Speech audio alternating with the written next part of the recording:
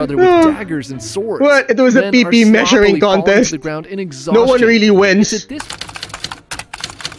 Alright class, settle down and let me tell you a story. We all know this channel started out with us watching people throw hands at each other, and sometimes even rubber.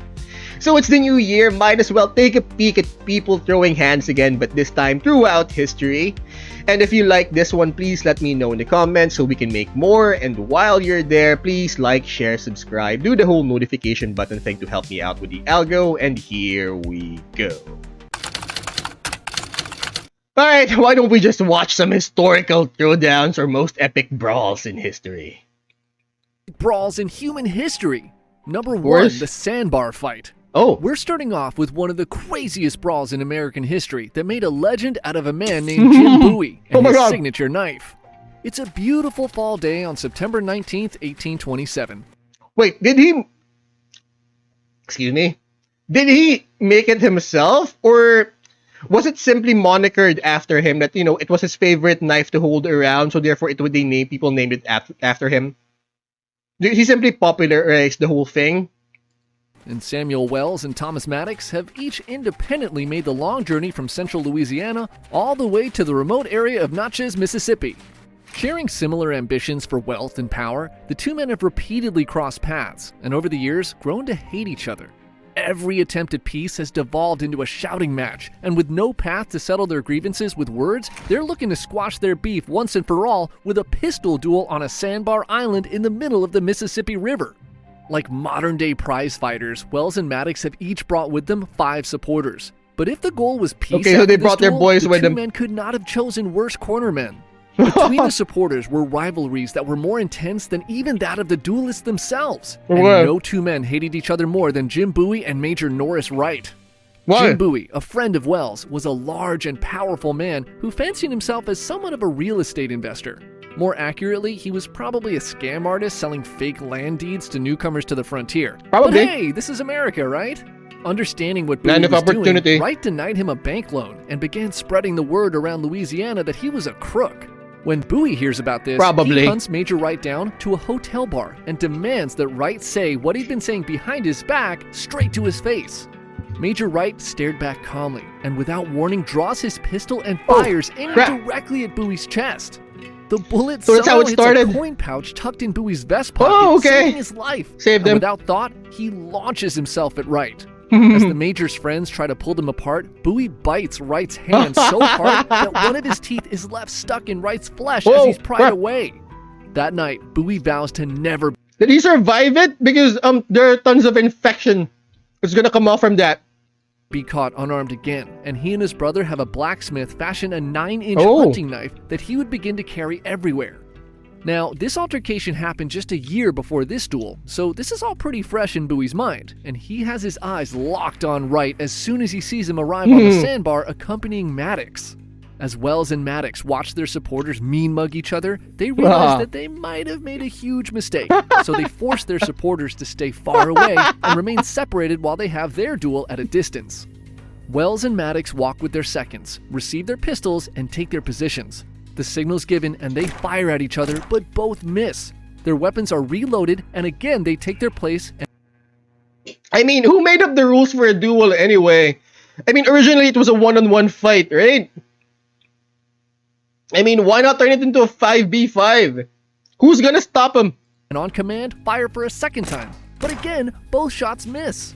At this point, the realness of the situation is starting to sink in for both Wells and Maddox, and realizing that dueling sounded a lot cooler before they actually started doing it, the men decide to They shake suck hands at and call their shooting. beef settled. Honor had been restored to both gentlemen. Hooray! Of course. And the day ended without any bloodshed at all. Nice! Or that's what they thought. See, as the men and their seconds begin to walk together towards Maddox's camp to get some refreshments, Wells' supporters, General Cooney and Jim Bowie, rush out from their waiting area upset and wondering why the duel is over if they're both still alive. The duelists explain what happened, but Cooney, still craving a day of violence, turns to Robert Crane, his hated rival and Maddox's second, and says, "Colonel Crane, this is a good time to settle our difficulty." And this Why is not? when the They're shit already hits the there. fan. Crane, still holding Maddox's pistol from the duel, aims at Cooney and fires. The bullet Why misses not? Kuni, but strikes Bowie In in a the fight, hip, it knocking works him to to the hit ground. hard. Kuni draws his pistol and fires at Crane, hitting him in the arm. And immediately, Crane produces his own pistol from his belt and fires back at Kuni. He hits an artery in his thigh and he begins to bleed out. That was definitely Bowie fatal. scrambles to his feet and menacingly unsheathes his knife, looking for revenge after watching his friend get shot. Crane, now holding two empty pistols, throws one at Bowie and hits him square on the forehead, shattering the gun and knocking him to the ground for a second time.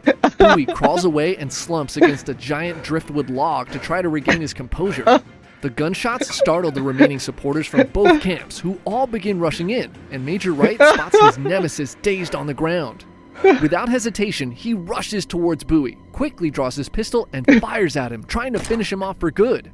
Bowie rolls out of the way at the last moment, and Wells' second, a man named McWhorter, throws They're definitely far off from the Alamo. Bowie a pistol, which he quickly fires at Wright and hits him, screaming, "Damn you, you have killed me!" Wright unsheaths his cane sword and stabs Bowie in the chest, puncturing his left lung. Wright bends over trying to remove his sword from his rival's chest, but it's caught in Bowie's sternum. Bowie quickly swipes at the Major with his free hand and manages to snag a hold of Wright's collar. With the cane sword still lodged in his chest, crap, this is Bowie pulls hardcore! himself to his feet and whispers into Wright's ear, "And now, Major, you die." He plunges his knife into the heart of his sworn enemy, taking his life. As Bowie and Wright stand in their bloody embrace, Wright's friends, the Blanchard brothers, fire their pistols at Bowie, and one of the bullets pierces his arm. Bowie quickly shoves Wright's body off of his knife and slashes one of the brothers, cutting his arm and taking him out of the fight. As the brothers begin to flee, the remaining Wells supporters open fire, and the unlucky Blanchard with the gash in his arm adds a bullet wound to his list of injuries. The whole thing was definitely a bad no one idea. else scores a hit, and the original duelists finally regain order and stop the violence. The entire brawl lasted just 90 seconds, but two men are dead, and Jim Bowie is severely injured, being shot twice and stabbed in the chest. Crane, having no previous bad blood with Jim Bowie prior to the day's events, helps walk him to the doctors who were standing by at the duel. "Colonel Crane, I do not think, under the circumstances, you ought to have shot me," says Bowie as he's being worked on. Word of the sandbar fight got out amongst the people in the area, and the knife used by Jim Bowie would come to be known as the Bowie knife, one of the most iconic American-made weapons in history. Number 2, Miyamoto Musashi versus the Yoshioka School. It's the a spring dojo of storming. 1604, and an unknown 21-year-old swordsman named Miyamoto Musashi arrives in the capital city of Kyoto. The trip is not a vacation. He's here on a mission to seek out and duel a member of the famed Yoshioka school of swordsmanship. The Yoshioka were once the private instructors of the Ashikaga shogun and are considered the best in the land. Decades ago, Musashi's father... So that was it, right? I mean, that's the point. The Pokemon theme song, I want to be the very best like no one ever was. That's the point, just to be the best, just to be... Oh my god, people are so hardcore. I mean, vengeance, I would have understood. Bad blood is definitely understandable, but you know, just to be the best that you're gonna go around challenging people. Munisai had dueled the founder of the school, Yoshioka Kenpo, and won 2 of the 3 bouts. Musashi is determined to prove to himself and the rest of the world that he's just as skilled as his father, and defeating a member of the Yoshioka school was his first step. Alright, so that explains it. Daddy issues. The head of the school, Yoshioka Sejuro, quickly accepts. Though Musashi was an unknown name, the Yoshioka never forgot about their founder's defeat at the hands of Munisai, and defeating his son would avenge this loss for their family. The duel is arranged to take place on March 8, 1604, in front of the Rendai No Temple, and just like the duel between Musashi's father and Yoshioka Kenpo, each swordsman will be armed with a wooden sword. On the day of the duel, Seijudo arrives at the agreed-upon time, but Musashi is nowhere to be seen. Hours pass, and Seijudo grows more and more impatient. Finally, Musashi arrives and the duel begins, with Seijudo flustered and upset at the disrespect Musashi has shown him.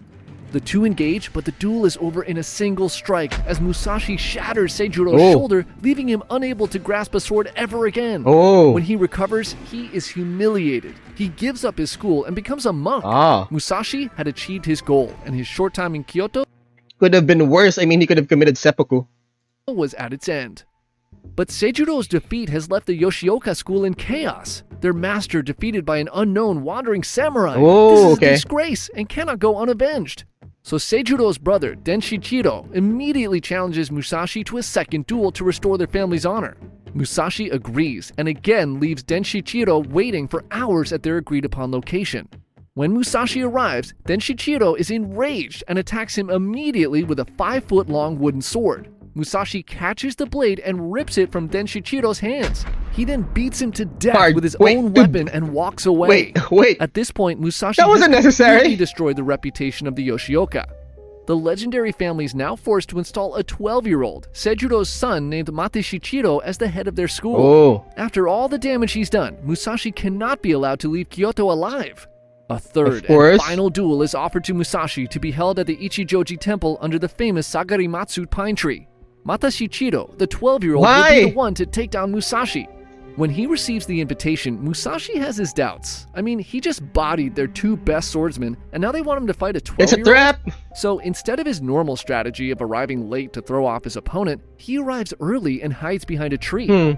His suspicions are soon proven correct, as the remaining Yoshioka family and their students arrive with a company of men armed with bows and Tanegashima rifles. There was never going to be a duel. The Yoshioka were planning to kill He was 12 Musashi years old. in The guy was 12 years old. But before the Yoshioka can take their positions, Musashi jumps out and shouts, "Musashi waits for you," and slices through the 12-year-old boy, that was instantly bad. ending the Yoshioka school for good. The Yoshioka watch in horror as their young master falls to the ground.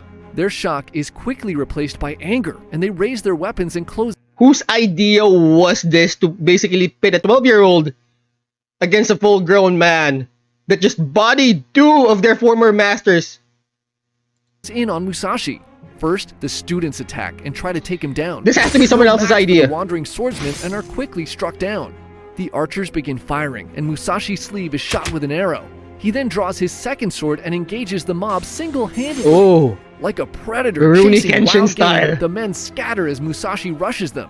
Anyone who confronts him is cut down. The Yoshioka swordsmen have never faced anyone who fights in this barbaric style, and they can't keep up with the speed of Musashi's two blades. Musashi cuts down 10 more men before the rest of the disciples 20 now? flee the battle. News of the destruction of the prestigious Yoshioka school spreads throughout Japan, and the legend of Miyamoto Musashi and his two-sword fighting style is officially born. There we go. Number 3, the Combat of 30. What? It's April 30th, 1341, and Duke John III of Brittany is lying on his deathbed.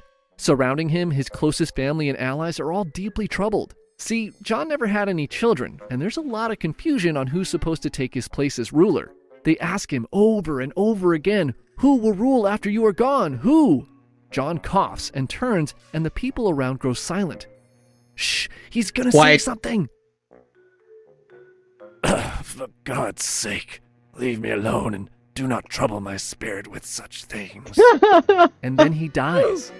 John dying without declaring an heir to the throne was a huge mistake and led to two of his relatives, his half-brother Jean de Montfort and the husband of his niece Charles of Blois, both claiming to be the rightful heir. And this family feud quickly spirals into what would become known as the Breton War of Succession. The English and the French both see what's happening in Brittany, and having just started their own 100 Years' War a few years earlier, they quickly begin to meddle and turn the War of Succession into a proxy war, with the French backing Charles of Blois and the English backing Jean de Montfort. After a few years of intense fighting, the Pope comes in and negotiates a temporary peace between all parties in Brittany. And it's during this Pope-induced timeout that one of the most brutal brawls in human history began. See, there are these two areas in Brittany: Josselin, commanded by a Breton knight named Jean de Beaumanoir, and Ploemel, controlled by English knight Robert Bembero. These towns are only 8 miles apart, so the French-backed forces regularly clash with the English during the war. But now that war is in a timeout, and these knights are getting restless. Without fighting, they can't show off how chivalrous they are, and if they can't show off how chivalrous they are, how are they supposed to get famous and bag the hottie? So one day, Beaumanoir travels to Ploemel, and from outside the castle gates, shouts to Bembero, challenging him to a duel. Your mother smelt of elderberries! At least for whoever wins, of course. Bembero thinks and issues a counteroffer. Your father was a hamster. Have a tournament. Take 20 to 30 of your men, and I'll do the same. They settled for a tournament. Beautiful field where nobody disturbs us.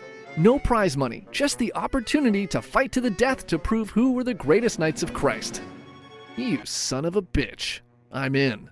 Yeah. This sounded epic to Beaumanoir, so he accepts the challenge. The rules for their display of chivalry are set. Each side will have 30 men, and they'll fight each other without any reinforcements until one side's warriors are all dead, disabled, or captured. So, Most importantly, deathmatch. nobody's allowed to run away.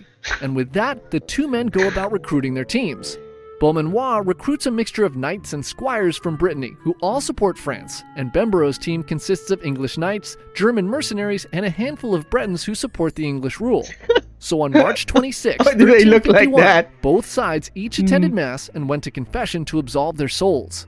Now that they can beat the shit out of each other without worrying about going to hell, Beaumanoir and Bemboroughs march their warriors to a midpoint between their fortresses called Half Oak, bringing with them a throng of spectators and refreshments. Of course. The combatants There's choose no their weapons, way this could go axes, wrong. spears, hammers, and swords, and all the participants mount their horses and form two lines facing each other. A signal is given and both sides charge full speed at each other. The crowd erupts as the two lines meet, and the deafening clang of weapons on armor echoes throughout the field. Some men are knocked off their horses and are quickly met with a warrior from the opposite team frantically swinging their weapon at them, trying to kill them.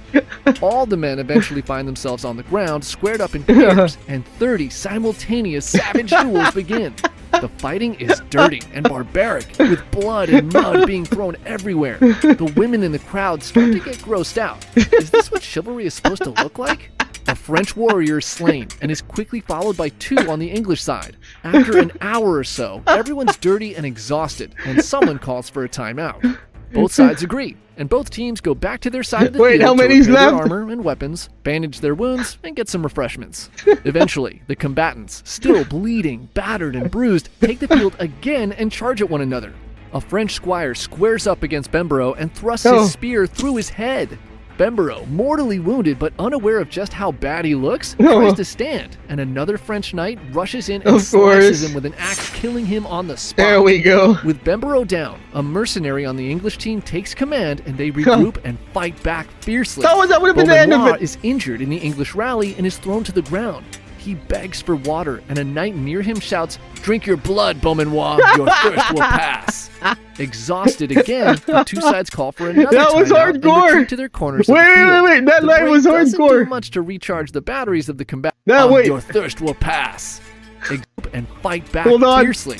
Beaumanoir is injured in the English rally and is thrown to the ground. He begs for water, and a knight near him shouts, "Drink your blood, Beaumanoir, your thirst will pass." Exhausted again, the two sides call for another Hardcore. timeout and retreat to their corners of the field. The break doesn't do much to recharge the batteries of the combatants. At this point, they've been fighting to the death in full armor for hours, and they're all completely gassed. On top of this, most of the crowd is either grossed out, bored, or walking away. Remember, there's no big payday for all of this. This is all to prove who's the most chivalrous here. They lurch back onto the battlefield, now clinching and trying to stab each other with daggers and swords. What? It was a Men PP are measuring sloppily falling contest. to the ground in exhaustion. No one really wins. It's at this point a French knight decides that the rules of this match are stupid. And Yes, he wants it to go is. home, and he gets on his horse and rides onto the battlefield. He charges straight into the biggest pile of people and steamrolls 5 English knights, which collapses their line. The French team swarms in, and soon the remaining English warriors surrender. 9 of the English team's warriors and 5 on the French team lie dead on the battlefield.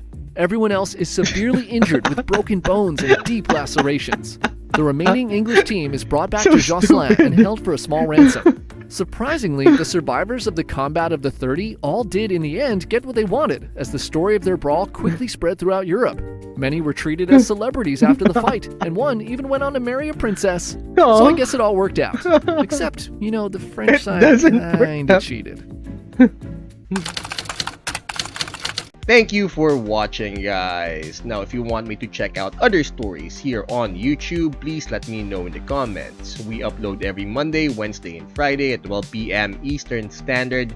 Please like, share, subscribe, do the whole notification button thing to help me out with the algo.